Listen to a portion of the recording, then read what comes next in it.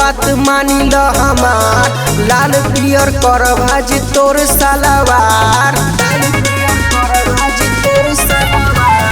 खेले आओ साली बात मानी ल हमार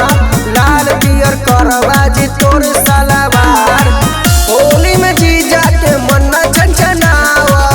होली में जीजा के मन छनछनाव साली जीजा के मन बहलाव रंग अपना जीजे से डालाव साली जीजा के मन बहलाव रंग अपना जीजे से डालाव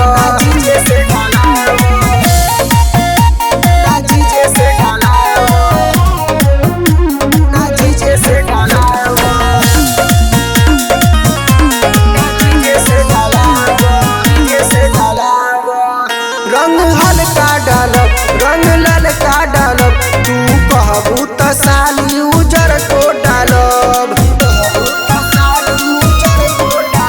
रंग हल्का डालब रंग ललका डालब तू कहबू त साली उजर को डालब लागिन दागी साली पाँचा में आवो लागिन दागी साली पाँचा में आवो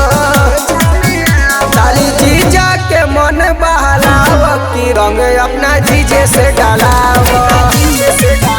साली जीजा के मन बहलाव रंग अपना जीजे से डालाव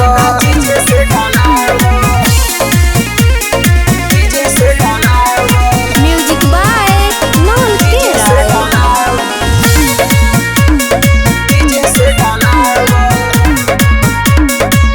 बात सुना हमर प्यारी हवे छोट पिचकारी रंग डलिए विकास और केतन पर पारी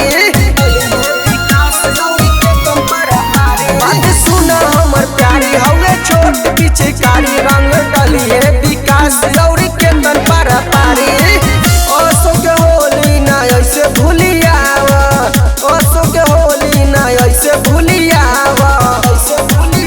साली जीजा के मन बहलाव